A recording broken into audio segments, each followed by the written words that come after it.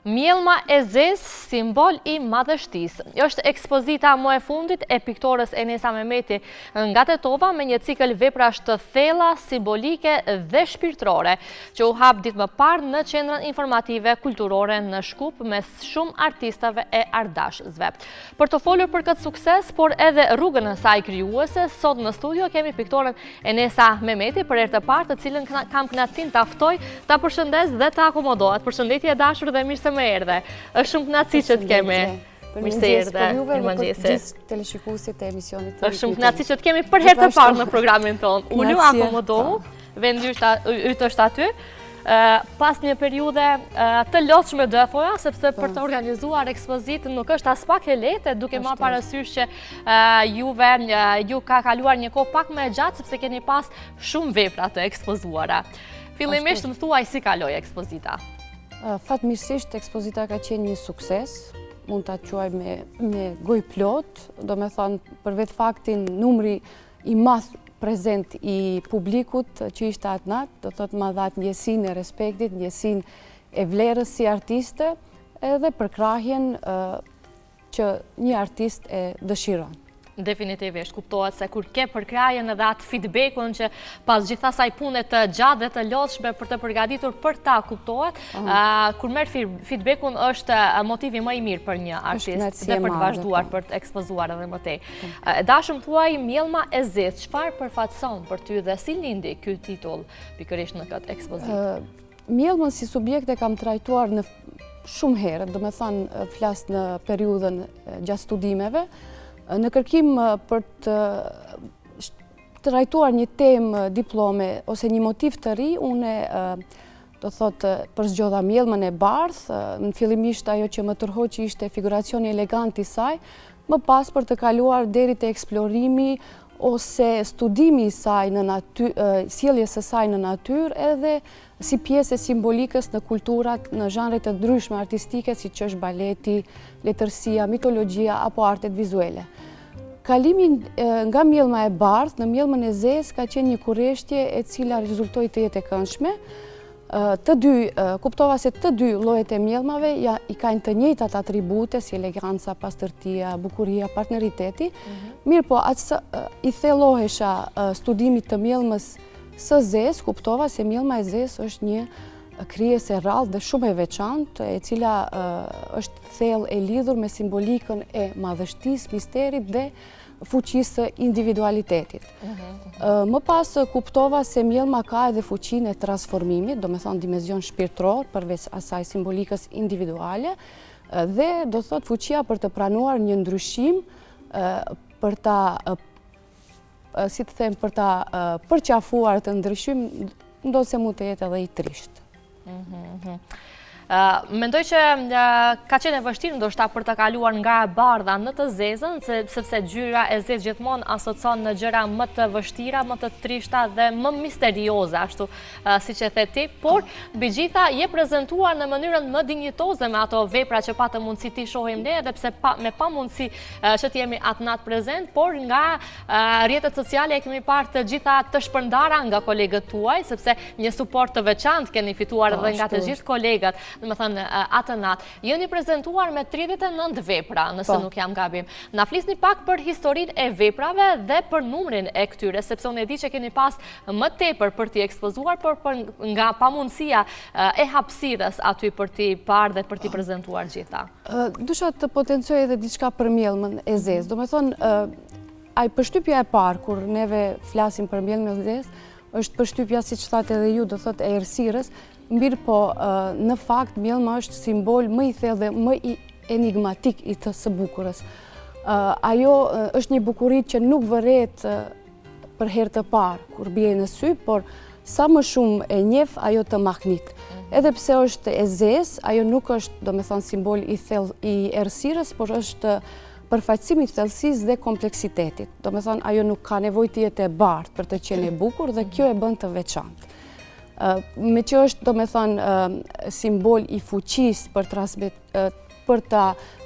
transformimit dhe përqafimit të një ndryshimi, do me thonë, ajo eleganca e saj është kalimi nga errësira në dritë në fakt. Edhe kjo ishte ajo që unë doja ta transmetoja te publiku pas asaj ngjarjes, do me thënë që unë fatkeqësisht përjetova, do me thënë humbjen e nanës.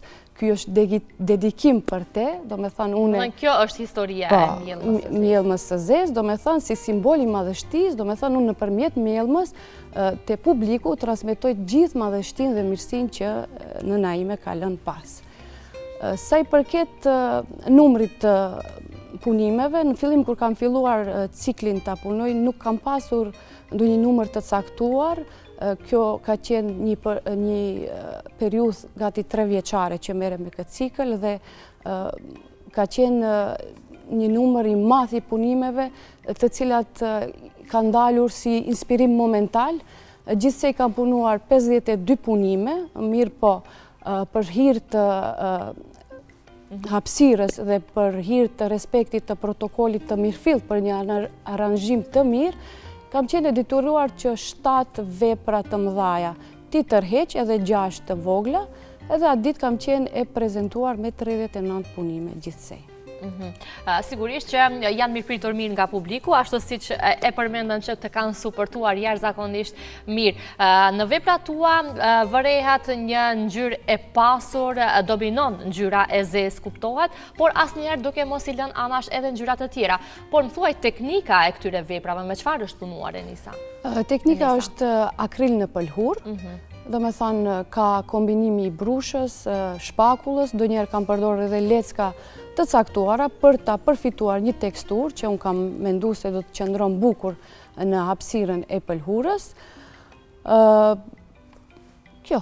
A mund të na përshkruani ndonjë vepër që e ke pasë më afër shpirtit dhe gjithmonë e veçon nga të tjerat, edhe pse unë e di që është e vështirë për një artist që t'i ndajë të gjitha veprat, por ka ndonjë histori të veçantë ndonjëra nga këto vepra? Veprat unë i kam emërtuar ashtu si që jam ndjerë në momentin kur i kam pikturuar. Do me thonë emocioni që më ka përcjell për gjatë përpunimit të pikturës, ashtu e kam edhe emërtuar.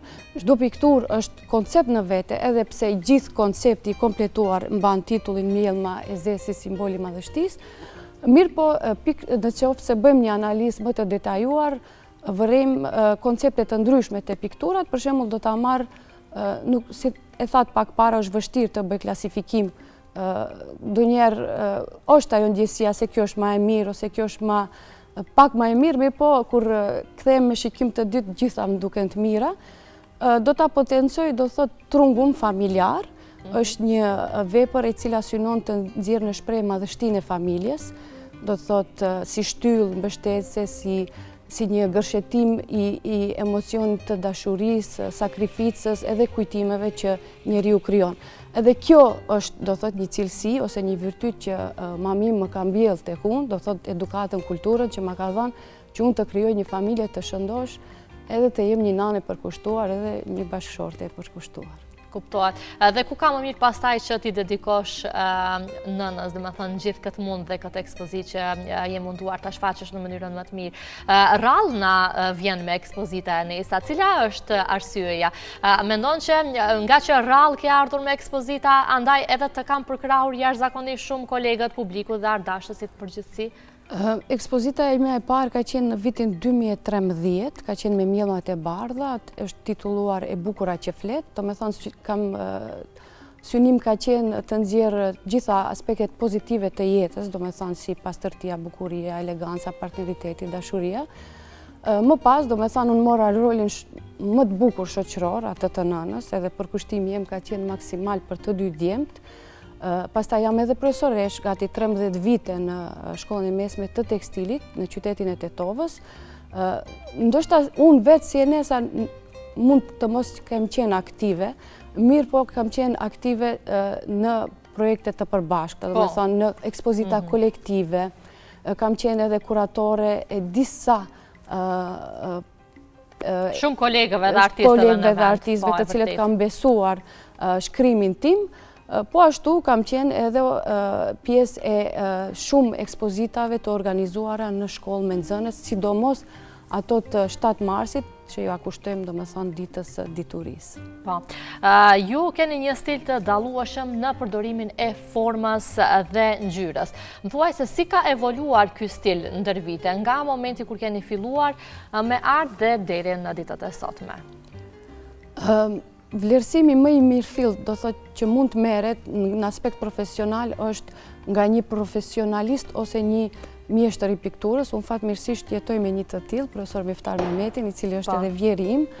Ai shpesh më thotë se Enesa ke një gjë shumë origjinale në trajtimin e formës edhe të koloritit. Këtë gjë po ashtu e ka vënë në shkrimin e saj edhe profesoresha e nderuar Nora Alimi, e cila potencon gërshetimin mjeshtërisht të ngjyrave të ftofta dhe të ngrofta në ciklin tim. Evaluimi do e mos do është si rezultat i punës edhe përkushtimit tim gjatë studimit të këtij të veprave, mirë po siç e thash pak para, unë jam edhe profesoresh që 13 vite në shkollën e mesme, edhe ajo kalitja profesionale besoj se e bën veten, për aq se përsëritet 13 vite me radhë teoria figurative, edhe implementimi i të njëjtës e bën të veten. Përmendet profesorin Miftar Mehmeti që i keni si shtyllë dhe person të veçantë në rrugtimin tuaj artistik, po cilët kanë qenë edhe artistët, rrymat apo edhe përvojat që kanë ndikuar në krijimtarinë tuaj, Enesa? Historia e artit është e përmbushur me shumë artistë të mirëfillt, mirë po në qoftë se bëjmë atë krahasimin e kulmit artistik, ajo është periudha e Renesansës. Unë do të veçoja Leonardo da Vincin, në barok do të veçoja Rembrandtin, në simbolizëm Gustav Klimt dhe në ekspresionizëm Edvard Munch. Do e mos do çdo artist e ka modelin e vet për ta ndjekur, mirë po për të ardhur deri te origjinaliteti duhet ajo që absorbojmë nga artistët të dim ta modifikojmë dhe ta bartim te veprat e tona që duken pak më origjinale. Kuptohet që më pas edhe të identifikoheni në bazë të atyre veprave, kuptohet. E dashur, si e përjeton procesin e krijimit të një pikture? Është më shumë intuit, plan apo edhe reflektim? Ndërtimi i krijimtarisë është një temë komplekse, ti themi është inspirimi ndonjëherë ditë të vjen si një vrull i hoftshëm, por di edhe të ngetë. Edhe të ndryshoj ndonjëherë. Po, edhe të ndryshoj, mirë po unë besoj përderisa artisti ka idenë, konceptin, të cilën do ta shfaq përpara publikut, ajo mund të jetë edhe reflektim, edhe intuit, edhe plan. Ty cila më shumë të ndodh? Unë personalisht do ta merja reflektimin që kam dash ta përcjell te publiku, do me thonë se unë jam pajtu me dhimbjen, e kam marrë si pjesë tjetës, edhe do thot jam mundu ta reflektoj nëpërmjet artit si një pjesë të bukur të jetës time, dhe unë vazhdoj të jetoj me kujtimet apo me madhështinë dhe mirësinë që nëna ime ka lënë pas. E dashur, sa është e vështirë pastaj për një artiste të afirmohet në hapësirat tona kulturore në Maqedoninë e Veriut? Sa mendoni që për krahin e mjaftueshëm femra shqiptare për t'u afirmuar, për t'u prezantuar dhe për t'u ekspozuar sa herë që ka nevojë? Unë do të shtoja se e vetmja pengesë do t'ishte menaxhimi i kohës. Do thoni pse, unë për shembull flas nga vetvetja, që ajo periudha e gjatë që potencohet pak para se gjithash jam nën, jam profesoresh, edhe mendoj se nëse arrihet të menaxhohen këto edhe të sillet një krijimtari e mirëfillt, galeritë e arteve vetëm mund të ta plotësojnë plan programin e tyre vjetore sa i përket kulturës. Mirë po ka rëndësi edhe pjesëmarrja ose njerëz të duhur të cilët do të na përfaqësonin ose do të na mbështetin në institucione të caktuara. Për shembull në Ministrinë e Kulturës, unë kam qenë vetë aty gati 2 vite si antare e komisionit për përzgjedhjen e projekteve në arkitekturë, dizajn dhe pikturë, edhe normal vlerësimi i parë ka qenë kur kemi ose kur kemi vendosur se një projekt do të kalon ajo, ka qenë cilësia, ka qenë ajo projekti, do me thënia, motivi, edhe struktura e ndërtimit të pikturave, mbi gjitha, do me thonë, cilësia edhe puna e piktorit. Që do të thotë, mbi gjitha duhet të ketë seriozitet kur merr përsipër të realizosh një plan program, një plan, një ekspozit, apo çfarë do qoftë ndonjë projekt artistik. Jeni ndjerë përkrahur ju për këtë ekspozit? Kishit përkrahje? Po, kam pas përkrahje. Do me thonë, une thash kur kam qenë pjesë e komisionit në Ministrinë e Kulturës, kam formu një shoqëri në të dy palët, edhe palën maqedone edhe palën shqiptare, edhe kemi qenë, do me thonë, ato në vazhdimësi, kanë pas mundësi të ndjekin edhe këtë krim të arin time, kemi bisedum, kam pyet, për shembull, çka punon, ose cilit zhanrit i takon, dhe kam vërrejt atë cilësitë e pikturave të mia, dhe mbështetja besoj se ka qenë e pa diskutueshme, si të them, në këtë aspekt. Po. Dua që të kthehemi pak në kohë, meqense është hera e parë që të kam në emision. Si ka filluar dashuria yte për artin, Enesa, dhe kur e kuptove që kjo është rruga e duhur për ty? Une, nga ajo që mbaj mend, mbaj një fëmëri cila gjithmonë ka qenë e mbushur me ngjyra edhe me dashurin për të vizatuar. Aftësin për perceptimin e formës me laps, në fillim e kanë vërejtur normal prindrit e mi, dhe ato gjithmonë kanë qenë përkrahës edhe më kanë inkurajuar në këtë iniciativ.